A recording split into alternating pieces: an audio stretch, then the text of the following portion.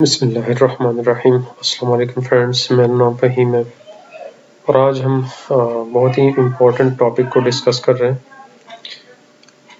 सबसे पहले जो मैंने वीडियो बनाई है उसमें हमने इन चीज़ों को डिस्कस किया है, लेकिन वो इस तरह कि हमने उसके टैक्स रेट का हमने मालूम किया है कि कौन से सेक्शन पे कितना टैक्स लगेगा। मतलब हमने उससे जस्ट डिफाइन किया हुआ है। आज हम उसी को तफसील से पढ़ते हैं कि कौन सा सेक्शन जो है वो कौन से विद होल्डिंग सेक्शन में आता है, उसका टैक्स रेट क्या होगा, कौन इसको पे करेगा, किससे पे होगा, कब, कैसे और किस टाइम पे, और वो कौन से टैक्स रजीम में आएगा। यानी जो टैक्स हम किसी चीज़ के ऊपर या किसी आइटम के ऊपर पे कर रहे हैं या हमसे विदहेल्ड हो रहा है, तो उसको आज हम तफसील से पढ़ेंगे कि वो कब, कैसे और क्यों होगा।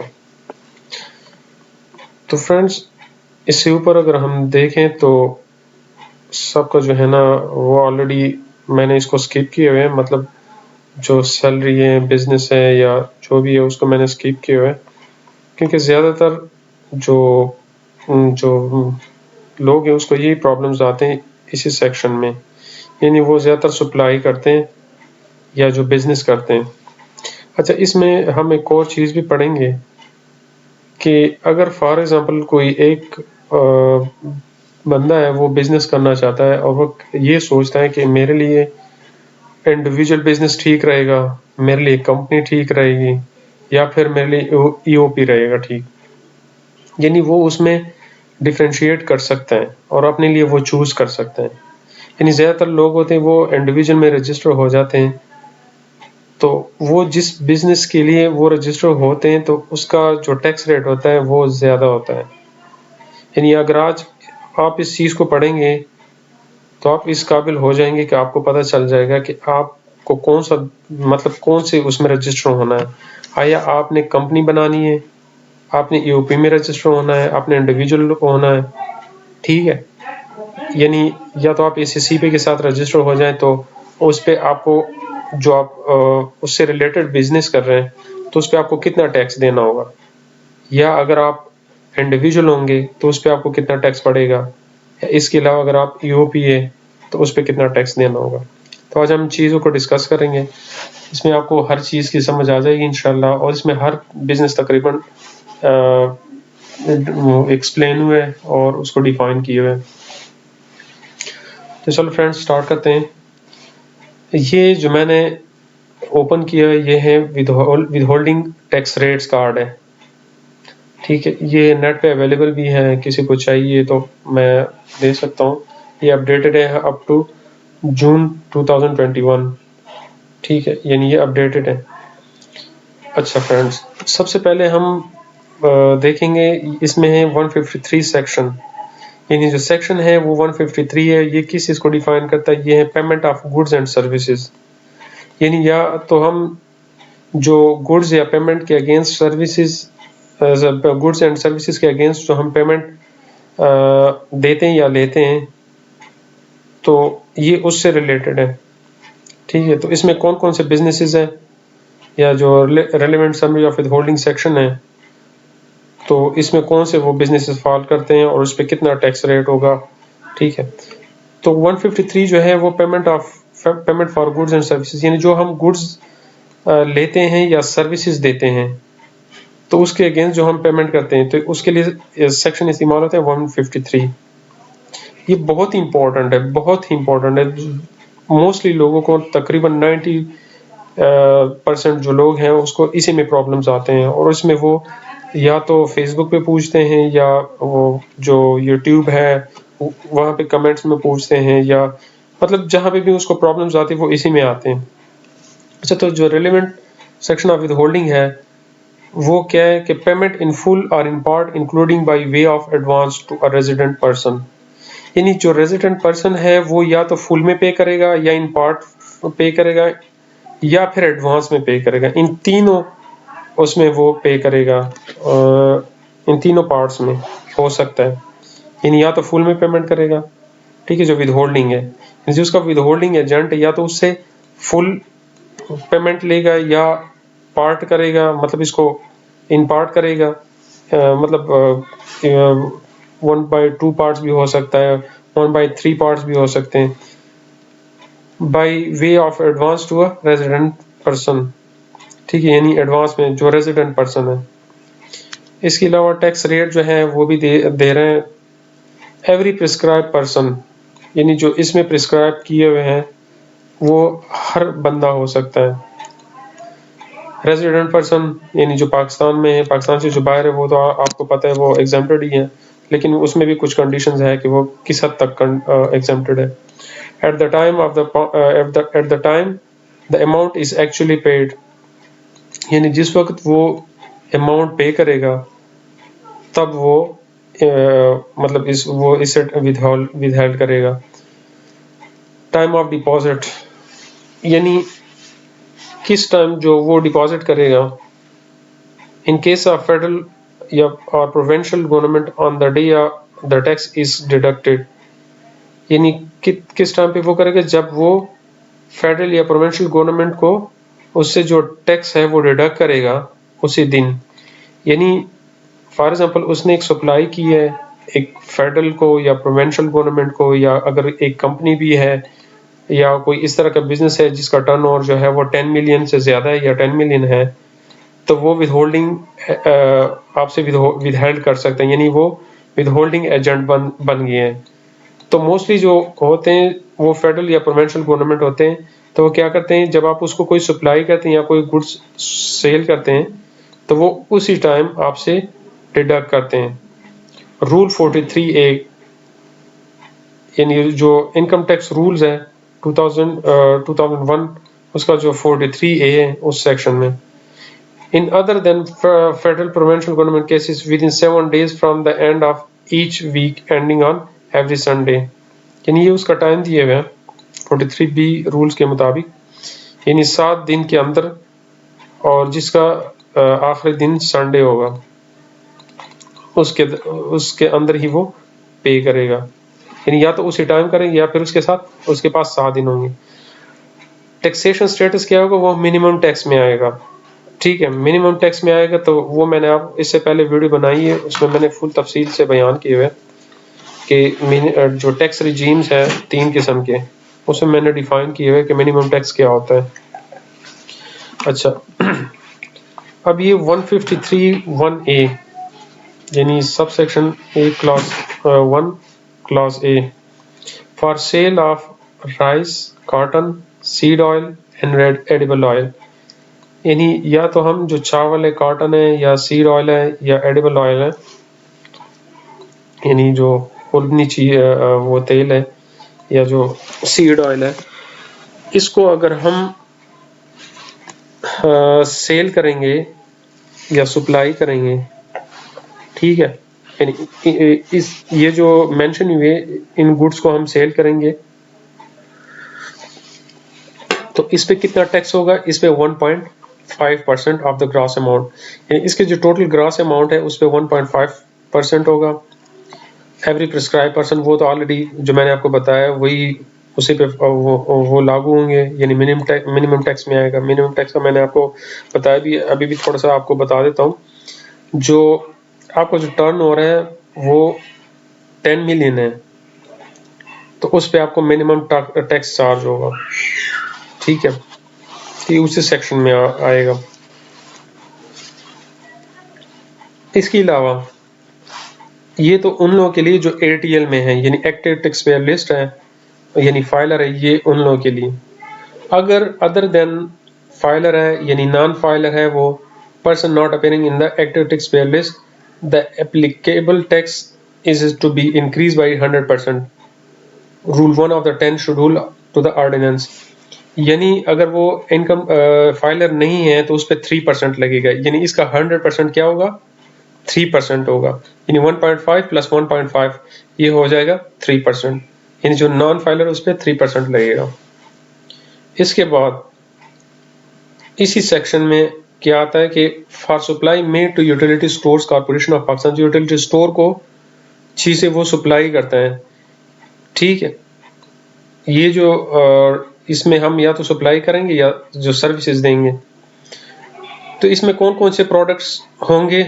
इसमें होंगे provided that the payment shall be made only in respect of supply of tea, spices, salt, dry milk, sugar, pulses, wheat, flour and ghee for the period commencing from 7th day of the April 2020 and ending on 3rd day of September 200, यानी इसी date के अंदर जो वो supply करेगा इन respect of supply of T, यानी T, spices, salt, यानी जो ये प्रोडक्ट्स उन्होंने मेंशन किए हुए हैं, इसको इस डेट में करेंगे तो इस पे इतना टैक्स होगा 1.5, और ये अगर नॉन फाइलर तो 3% होगा, एवरी प्रिस्क्राइब पर्सन पाकिस्तान का होगा, एक्चुअली पेड अमाउंट होगा, और फेडरल गवर्नमेंट उसको वो करेगा, डिडक्ट करेगा, और ये मिनिमम टैक्स में आएगा। इसको बार बार मैं नहीं दोहरा सकता, ये वही कंडीशन, अगर इसमें कोई चेंजेस होंगी तो मैं वो भी फिर आप लोगों को बताऊंगा। इसके बाद और किसको होगा? Provided that this clause shall not be applicable to supply of tea, spices are sold under the brand name. अगर इसको हम ब्रांड नेम के अंदर सेल करेंगे तो ये इस पे एप्लीकेबल नहीं होगा, ये जस्ट इस पे एप्लीकेबल होगा। इसमें उन्होंने कुछ कंडीशंस मेंशन की हुई कि डेट है, ठीक है, और कौन कौन से प्रोडक्ट्स हैं, और अगर इसी प्रोडक्ट्स को हम ब्रांड नेम के अंदर करेंगे तो ये फिर इस पे अप्लाई नहीं होगा, यानी relevant summary of withholding section जो है, यानी ये इस पे विदहोल्डिंग सेक्शन उस पे अप्लाई नहीं होगा, ठीक है। फिर क्या कहते हैं? Provided further that this clause shall not be applicable where rate of tax under clause A of section 1 of section 153 is less than 1.5% of gross amount of payment under any provisions of the ordinance। यानी अगर उसका जो tax है वो 1.5 of gross amount से कम होगा, वो कहते हैं कि the further that this clause should not be applicable where rate of tax, यानी इसका जो रेट ऑफ टैक्स है वो 1.5% ऑफ द ग्रॉस अमाउंट से कम होगा तो ये फिर भी इस पे एप्लीकेबल नहीं होगा, ठीक है। तो ये क्या है कि पहली कंडीशन में उन्होंने टाइम दिए हुए, दूसरे में उन्होंने ये कि अगर ये ब्रांड नेम है, और तीसरे में ये दिए हुए कि अगर इसका रेट ऑफ टैक्स जो है 1.5% से कम होगा ऑफ द ग्रॉस अमाउंट तो इस पे एप्लीकेबल नहीं होगा, अदर देन इस पे एप्लीकेबल होगा 1.5। अच्छा, for sale of any other goods, यानी इसके अलावा कोई भी गुड्स हो, sorry, for sale of any other goods company के लिए 4% ऑफ द अमाउंट होगा, यानी अगर कंपनी इसी को सप्लाई करेगा तो उस पे 4% ग्रॉस अमाउंट चार्ज होगा, अदर देन कंपनी है, यानी ईओपी है, एओपी है, या कोई और है। इंडिविजुअल के लिए तो ऑलरेडी ये दिए हुए हैं, ये उसके लिए कंपनी है, और ये है एओपी, तो उस पे 4.5% होगा। तो अब हमने देखना है कि अगर हम इन चीज़ों को सप्लाई करेंगे तो इसके लिए हमें कौन सा वो बेनिफिट होगा, कौन सा बिजनेस बेनिफिट होगा, यानी किस बिजनेस में हम रजिस्टर होंगे। इंडिविजुअल में तो 1.5 होगा, कंपनी में 4 होगा, और अदर देन कंपनी 4.5 होगा। तो अगर हम इंडिविजुअल में करेंगे तो हमारे लिए ये बेस्ट रहेगा, क्योंकि इस पे 1.5% है, ठीक है।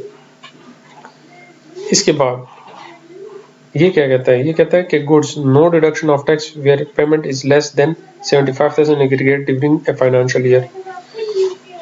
यानी अगर पूरे साल में उन्होंने जो पेमेंट की है 75,000 in aggregate during the financial, तो ये उससे कोई रिडक्शन नहीं होगा, ठीक है। यानी अगर 75,000 से वो कम वो करता है, सप्लाई करता है, पेमेंट ऑफ सप्लाई या सप्लाई करते तो उस पर जो पेमेंट आएगा तो उस पर कोई टैक्स डिडक्ट नहीं होगा, ठीक है। यानी वो इस पेमेंट के हिसाब से वो सप्लाई करेगा या इससे कम करेगा तो उसको क्या होगा? Tax no deduction of tax होगा, यानी से कोई टैक्स डिडक्ट नहीं होगा, यानी कोई विदहेल्ड नहीं होगा। इसके बाद क्या कहते हैं? सेक्शन 153(1)(b), यानी हमने 1A पढ़ा है, इसके बाद हम पढ़ेंगे 1B। इसमें कौन कौन से बिजनेसेस आते हैं? यानी इसमें आते हैं in case of transport services freight forwarding services, air cargo services, courier services, manpower outsourcing services, hotel services, security guard, software development, IIT services, IIT enabled services, ये तो पहले उसमें आ रहा है, ठीक है। दूसरे में ट्रैकिंग सर्विसेज, एडवर्टाइजिंग सर्विसेज है, यानी ये जितने भी मेंशन है ये तकरीबन 153 1B में आएंगे, ठीक है। और इस पे कितना होगा, ये तो जो ये प्रोडक्ट्स है उस पे तो 1% है इंडिविजुअल का। ये जो मेंशन्ड है जितने भी बिजनेसेस है इस पे क्या होगा, 3% ऑफ द ग्रॉस अमाउंट, यानी अगर वो उस पर टैक्स आएगा 3% ऑफ द ग्रॉस अमाउंट, जो उसका टोटल अमाउंट है ग्रॉस, उस पर 3% टैक्स देंगे। अच्छा, अगर ये उसमें एटीएल में फॉल नहीं करेंगे तो उस पर 6% होगा, डबल होगा। ये वही कंडीशंस है उस पर, ये देखिए अभी उन्होंने सिर्फ मिनिमम टैक्स लिखा हुआ है, यानी ये मिनिमम टैक्स में आएगा, यानी जो कम से कम टैक्स होगा वो जमा करेगा, ठीक है। कम से कम का मतलब यही है कि अगर फॉर एग्जांपल उस पर टैक्स आ रहा है, उसको जो कैलकुलेट कर रहे हैं, यानी उससे जो एडजस्टेबल वगैरह है वो आ रहा है, सपोज करते हैं कि उसका 4 लाख आ रहा है उस पर टैक्स, और मिनिमम टैक्स हमने कैलकुलेट किया उसके ग्रास अमाउंट पे जो 10 मिलियन से उसका उस पर 0.25% हम कैलकुलेट करेंगे, तो वो अगर 3 लाख आएगा तो वो जमा करेगा क्या, वही 4 लाख उसने जमा किए हुए, तो उसको 1 लाख जो है वो एडजस्टेबल नहीं है, यानी इसमें एडजस्टेबल का ऑप्शन नहीं है, वो खत्म हो जाता है। अगर उसका मिनिमम टैक्स 4 लाख है और उन्होंने एडजस्टेबल 3 लाख दिए हैं तो वो 1 लाख और जमा करेगा, यानी अगर उसने ज्यादा दिए इन शॉर्ट तो वो उसको एडजस्टेबल नहीं है, उसको वापस रिफंड नहीं होगा, ठीक है, एडजस्टेबल है सॉरी, लेकिन उसको रिफंड नहीं होगा। और अगर उसने कम दिए तो वो उसको मिनिमम टैक्स के बाद वो देगा जो कम से कम होगा। अच्छा, इसके बाद क्या कहते हैं, in case of rendering of और providing of services other than mentioned at one above, यानी इसके अलावा उन्होंने कहा, यानी 1 अबव, यानी जो ऊपर एक नंबर पे उन्होंने मेंशन किया, इसके अलावा अगर वो कोई सर्विसेज दे रहा है, देखिए पहले हमने गुड्स का पढ़ा है, ये इसमें गुड्स आ रहे हैं सारे, अब सर्विसेज का है 1B। सर्विसेज में अगर सिर्फ इसको वो क्या कहते हैं, इन केस ऑफ सर्विस और providing of other than mention 1, अगर इसके अलावा ये सर्विसेज वो प्रोवाइड करेगा तो वो कंपनी पे 8% टैक्स आएगा, अदर देन कंपनी को 10% होगा। In respect of persons making payment to electronic और print media for advertising services, या अगर वो क्या करेगा सी ऑप्शन में, अगर वो प्रिंट मीडिया इलेक्ट्रॉनिक मीडिया जो है उसके एडवर्टाइजमेंट की सर्विसेज दे रहा है तो उस पर 1.5 होगा, ठीक है। यानी ये जो मेंशन्ड है 2 नंबर में, 2 नंबर में जो बिजनेस उन्होंने सर्विसेज उन्होंने मेंशन की है उसमें कंपनी पे 8% होगा, अदर देन कंपनी पे 10% होगा, और इसके अलावा प्रिंट मीडिया और इस पे 1.5 होगा, यानी प्रिंट और इलेक्ट्रॉनिक मीडिया पे सबसे कम of the gross amount tax होगा, ठीक है। इसके अलावा क्या कहते हैं, services no deduction of tax where payment is less than 30,000 aggregate, अगर 30,000 या 30,000 से कम रुपीस का वो कम सर्विसेज देंगे तो उस पर कोई टैक्स नहीं होगा। इसके बाद 153(1)(c) एग्जीक्यूशन ऑफ कॉन्ट्रैक्ट्स, यानी ये अभी कॉन्ट्रैक्ट्स की बात हो रही है। इसमें पहले तो अगर हम इसमें कंपेयर करें तो इसमें जो इंडिविजुअल बिजनेसेस है तो उस पर कम रेट आ रहा है, लेकिन अगर कोई ये सर्विसेज दे रहे हैं यानी प्रिंट और इलेक्ट्रॉनिक मीडिया मेकिंग पेमेंट्स, यानी उसको पेमेंट कर रहे हैं या इलेक्ट्रॉनिक एडवर्टाइजिंग सर्विसेज दे रहे हैं तो उस पर सबसे कम होगा, ठीक है। तो अगर इसके अलावा है यानी ये बिजनेसेस है तो उस पर क्या होगा, कंपनी में 8% होगा और अदर देन कंपनी 10% होगा। इसके अलावा जो है 1 में इसमें उन्होंने ये मेंशन नहीं किया, उस पे वही 3% रहेगा। ये सवाल भी पैदा होता है ना कि इस पे फिर कितना रहेगा। ये जो उन्होंने कहा है कि प्रोवाइडिंग सर्विसेज अदर देन, यानी 1 के अलावा जो ये बिजनेसेस है, इसके अलावा जो है उस पे कंपनी पे 8% होगा, अदर देन कंपनी 10% होगा। और अगर वो इसी सर्विसेज को वो प्रोवाइड कर रहे हैं तो उसी पे वही 3% रहेगा। और अगर टोटल वो पूरे साल के दौरान वो 30,000 या उससे कम पेमेंट वो करेगा तो उस पर नो टैक्स डिडक्शन होगा। अच्छा, ये जो है 153(1)(c), ये जो कॉन्ट्रैक्ट्स लेते हैं, किस तरह के कॉन्ट्रैक्ट्स लेते हैं? इन केस ऑफ स्पोर्ट्समैन, अगर कोई स्पोर्ट्समैन की कॉन्ट्रैक्ट्स वगैरह लेते हैं तो उस पर 10% होगा। इन केस ऑफ कंपनीज इस पे 6.5 है। Case of person other than companies 7% है। नॉट अपेयरिंग उसमें तो ये होगा कि 100% होगा। और ये भी उसी तरह मिनिमम टैक्स ही है। अच्छा, 153, टू एवरी एक्सपोर्टर और export house shall deduct tax on payment in respect of services of stitching, dyeing, printing, etc. received or provided। यानी अगर वो या तो सर्विसेज दे रहे हैं स्टिचिंग का, डाइंग का, प्रिंटिंग, etc. तो उस पर 1% होगा। यानी सिर्फ इसी मेंशन बिजनेस जो है उस पर 1% होगा। और ये क्या करेगा? कौन इसे डिडक्ट करेगा? या एक्सपोर्टर या एक्सपोर्ट हाउस जो है, ठीक है, ये उनसे 1% डिडक्ट करेंगे।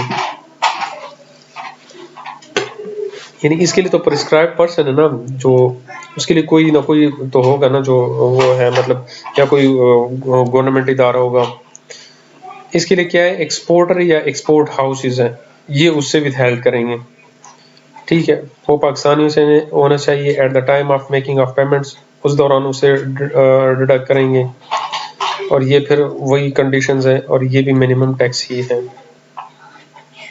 इसके अलावा 154 भी एक्सपोर्ट का है और ये भी एक्सपोर्टर ये उसमें आ रहे हैं तकरीबन प्रोवाइडिंग सर्विसेज जो है, ये सर्विसेज हैं जो एक्सपोर्ट के सर्विसेज दे रहे हैं। ये क्या है? जो चीज़ें एक्सपोर्ट करते हैं, गुड्स एक्सपोर्ट करते हैं। 154 एक्सपोर्ट्स, तो इसमें क्या है? 154(1) tax to be deducted on export of goods. अगर कोई गुड्स एक्सपोर्ट करता है तो उसे टैक्स डिडक्ट करेंगे 1% ऑफ ग्रॉस वैल्यू। ठीक है, 1% जो है उसकी ग्रॉस वैल्यू पे। Every authorised dealer in foreign exchange, इन जो फॉरेन एक्सचेंज में कोई अथोराइज्ड पर्सन होगा वो उसे एक्सपोर्ट करें, उसे डिडक्ट करेंगे, विदहेल्ड करेंगे। और किससे? एक्सपोर्टर से। जो एक्सपोर्टर जो गुड्स एक्सपोर्ट करता है ना, उससे ये एक्सपोर्ट डिडक्ट करेगा, विदहेल्ड करेगा। और एक्सपोर्टर जो है at the time of realising of the export proceeds, यानी जो एक्सपोर्ट प्रोसीडिंग करेगा उस दौरान, इन केस ऑफ गवर्नमेंट वही है। और ये फाइनल है। फाइनल का भी मैंने आपको बताया था, उस टैक्स रिजीम्स आप चेक करें तो उसमें आपको पता चल जाएगा कि उसमें 3 चीज़ें थी। ये बार बार मैं आपको वही बता रहा हूँ कि इसमें NTR, FTR और MTR था, normal tax regime, final tax regime. यानी जो एट सोर्स पे डिडक्ट हुआ होता है वही आपका फाइनल होगा, वही आपका फुल एंड फाइनल होगा एट सोर्स पे। क्योंकि हम गुड्स एक्सपोर्ट कर रहे हैं तो वो ये उसी में एट सोर्स ही आएगा। ठीक है, हम आते हैं 154(2) पे।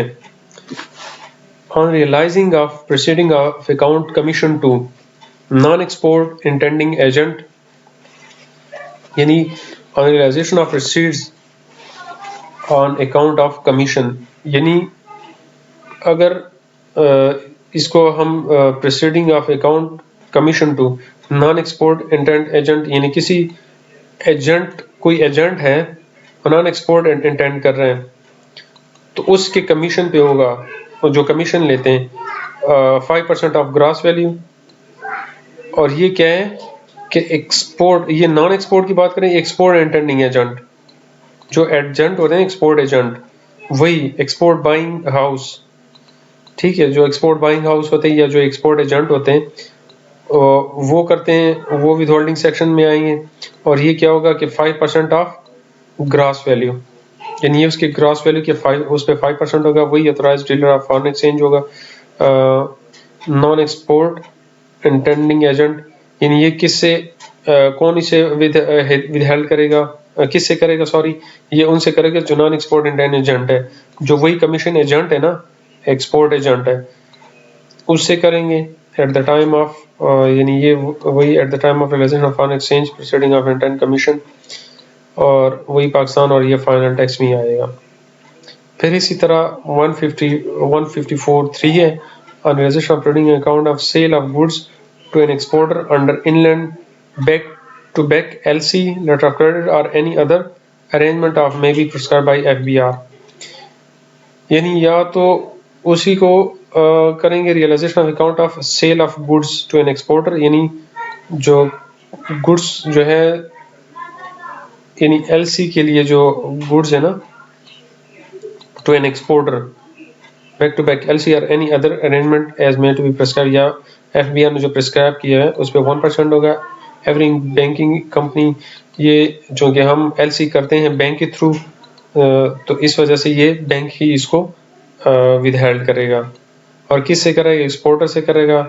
ये फिर वही एक्सपोर्टर जो ये कहते हैं कि on account of sale of goods to an exporter, जो हम एक्सपोर्टर को सेल करते हैं ना, ठीक है, बैंकिंग करेगा एक्सपोर्टर से on the sale of to account to exporter, यानी उस टाइम करेगा जब हम किसी एक्सपोर्टर को सेल करेंगे, और ये फाइनल टैक्स में आएगा। फिर इसी तरह ये सेक्शन भी है जो मैंने ऊपर डिफाइन की, ये तकरीबन उसी तरह अगर आप उसको पढ़ेंगे तो इंशाल्लाह आप लोगों को समझ आ जाएगी, क्योंकि वीडियो भी लेंथी होती जा रही है, बहुत लंबा है ये जो प्रोसेस है। तो मेरा मकसद था आप लोग को तकरीबन एक्सपोर्टर तक बताना, जो क्योंकि ज़्यादातर जो लोग क्वेश्चन भी पूछते हैं और जो उसमें प्रॉब्लम्स भी आते हैं लोगों को, वो तकरीबन यहाँ तक ही आते हैं, ठीक है, यहाँ तक 154(1) तक मोस्टली इसी में भी प्रॉब्लम्स आते हैं लोगों को, और इसकी कंफ्यूजन होती है। ये भी इतना इम्पोर्टेंट नहीं है, ये इम्पोर्टेंट है, ठीक है। और इसके अलावा 151(b) है, 151(1)(a) है, ठीक है। तो इंशाल्लाह फिर आगे एक और इसका भी पढ़ेंगे, सेक्शन पढ़ेंगे, ताकि आप लोगों को समझ आ जाए।